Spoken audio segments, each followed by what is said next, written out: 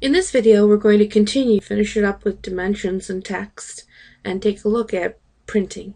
So we'll start by making the dimension layer current.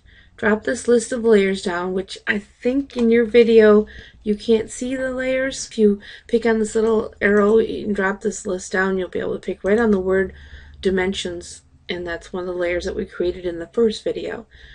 We can then pick the linear here command, which is in the annotation tab, and I'm going to left click here and left click over here, pull your mouse up and left click.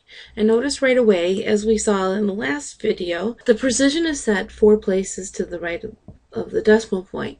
So we can go here in the annotation panel title and pick here this little icon that looks like a paintbrush that's over the top of the dimension to get into the Style Manager and change some of those settings. We can pick the Modify button and go to the Primary Units tab and change here the precision to, in most cases, 1 place to the right.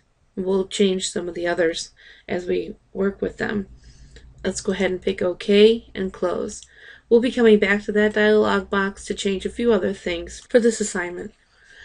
Now I'm ready to here place another linear dimension.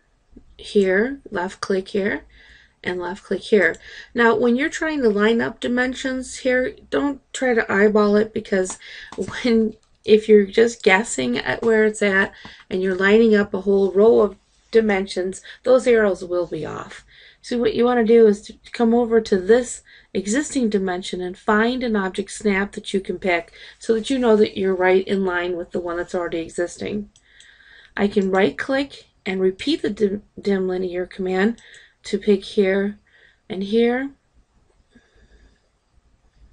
Pull your mouse out and left click. So it's 3 left clicks. Right click to repeat the command, left click here and here, pull your mouse down and left click.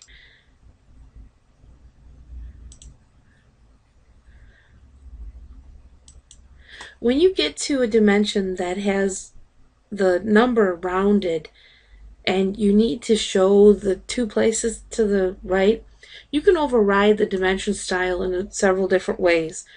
One way is to highlight that dimension with grips, so I just left clicked on it, right click and go to precision. You can then pick here 2 places, 2 zeros to the right, and it automatically updates it to the 0.75. It's not exactly what we're looking for because it still has the 0. So let's go back into the dimension style. We'll go ahead and pick the little icon. We'll pick the Modify button. Here in the Primary Units tab, at the bottom left corner there's a 0 suppression. If I put a check mark in leading, notice that in the preview the 0 comes out. I'm going to go ahead and take the check mark out to show you.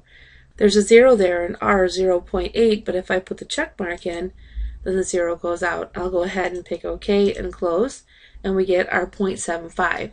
And in the same way here, when I place my linear dimension for the 0.625, you're going to notice that it's 0.6. You can select that dimension, right click, go to precision and change the precisions to 3 places to the right and see the 0.625. Also, you can use grips to select the dimension, pick inside the grip that's close to the text, and kind of move it over here so that it's in the center of the dimension. There we go. It looks a little bit better. It looks like what we see in the drawing. If we start the linear command again, we can finish this here with the 0.5. And one more 0.5 here. Now remember, I'm not going to try to guess at where to line this up. I have object snaps to use. I can put my pointer close to this arrow here and then left click and know that it's lined up completely. If I need to get the number out of the middle of the dimension line, I can select it pick inside the grip, pull your mouse over here, and left click. You can use the escape key to get rid of those grips. Now there are a couple of different ways of placing these radiuses. We can go to the annotation panel and drop this list down of different dimensions that we can use. One of those dimensions is called radius. So let's go ahead and pick the radius here dimension. Select the arc, pull your mouse up, and pick a location. Pretty easy, right? We can do the same thing here with this smaller arc. Select the arc, pull your mouse up, and left click. Now with this one, we were left with an R.3, and the assignment is asking for R.25 tip, which is typical. There are a couple of different ways of doing this. One way is to double click on that radius dimension, and notice here in the properties palette that you have several sections that can be opened and closed with these black arrows. And if you look at these different sections, they're very similar to what we see in the tabs inside the dimension style. So remember, we went to the primary units and we saw changing the precision. So you could, for each individual dimension, have a little bit different setting that's separate from the style itself. So here we're going to go to the text section and pick where it says text override. If you pick inside that text override and type in exactly what you want for that dimension here, then when you press enter, it will change. I'll go ahead and close out of the properties palette, use my escape key to get rid of the grips, and I've got my dimension. Another option, instead of using the radius dimension, would be to use a leader, and in this case it's called a multi-leader. It's in the annotation panel. If you go ahead and pick on multi-leader, what we're doing is we're creating a leader line with text at the end of it. I'm going to temporarily turn off my object snaps so that I'm not pulled into the center of the circle. I'm going to go ahead and left click here for my arrow, pull my mouse up here for the location of my little ledge there, left click, and then type in what I need, 22x R.188. In this case here, we're in a multi-line text as we used in the last assignment for our title of our project. So looking at the panel, notice that it changes, the entire ribbon actually changes to the text editor. So at this point you can underline and use bold, change the justification, create columns, use symbols that we'll be taking a look at. But because we're done, you can either pick the closed text editor or you can just pick inside the AutoCAD screen. And notice that the ribbon changes back to the home ribbon, and you've got your leader line with text at the end of it.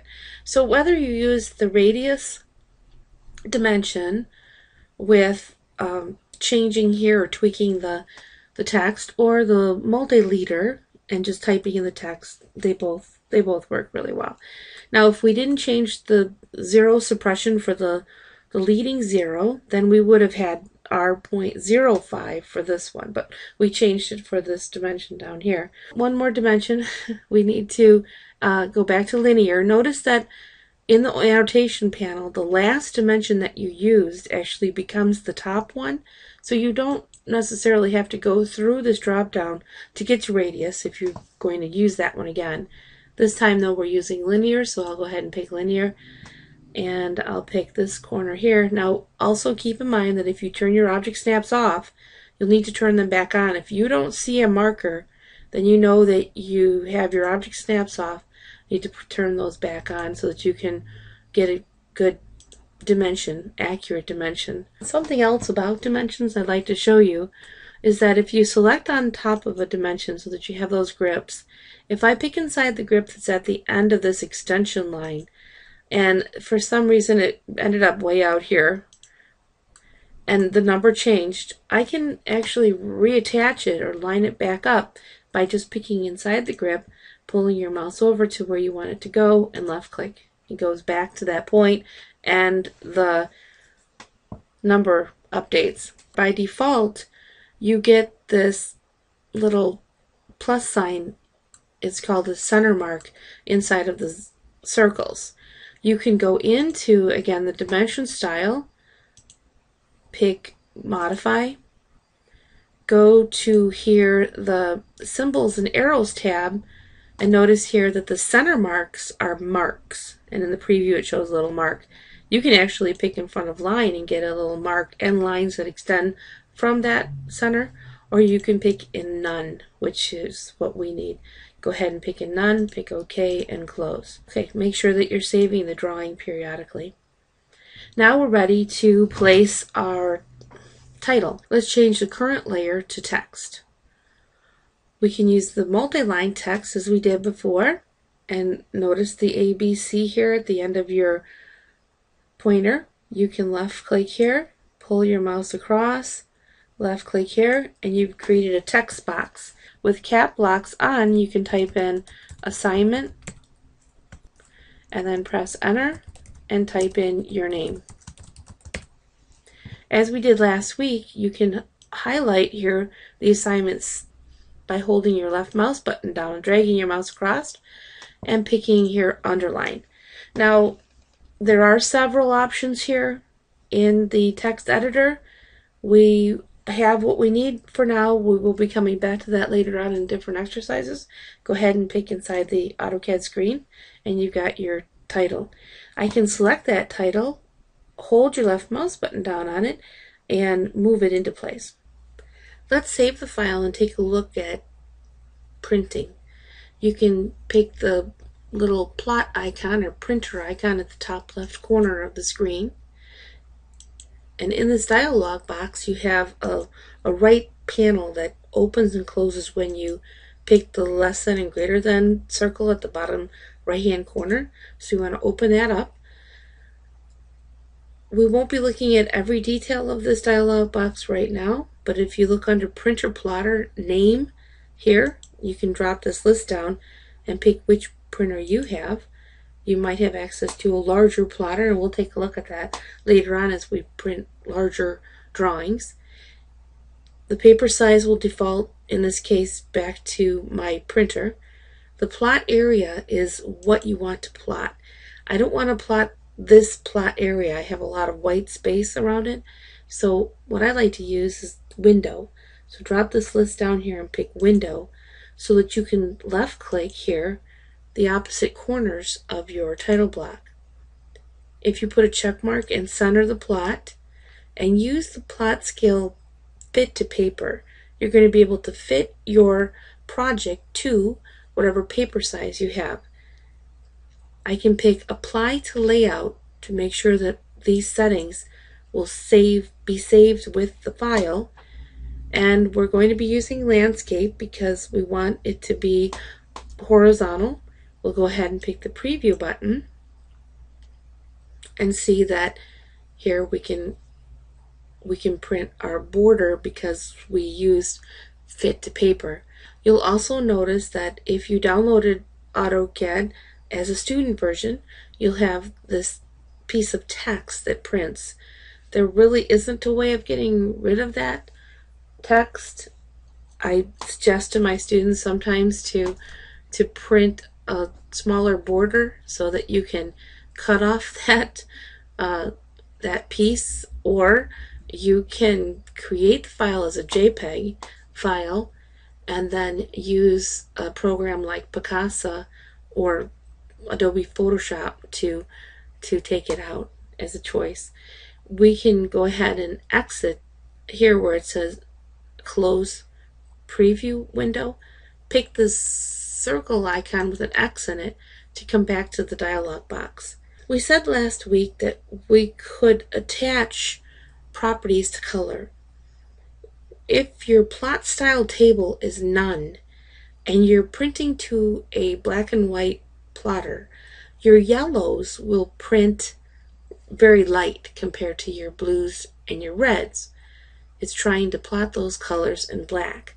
So if you'd like to print just a basic black and white plot, you'll need to use the monochrome.ctb file. Each one of these CTB files represents different pen settings. If I go ahead and pick the monochrome CTB file, it's going to ask me if I want to assign this to all of these layouts. Right now we're going to just go ahead and pick yes, but we'll come back to talking about layouts when we work with 3D. You can pick the icon just to the right of monochrome CTB so that we can go inside the CTB file and see that all 255 colors here have properties that can be attached to those colors. In this case, we're using the monochrome CTB file, which plots all of the colors as black, and all of the rest are defaults. So let's go ahead and pick Save and Close. At this point, you can pick Apply to Layout and either print your project or pick Preview and take a quick look at it again. So go ahead and save your file and submit it.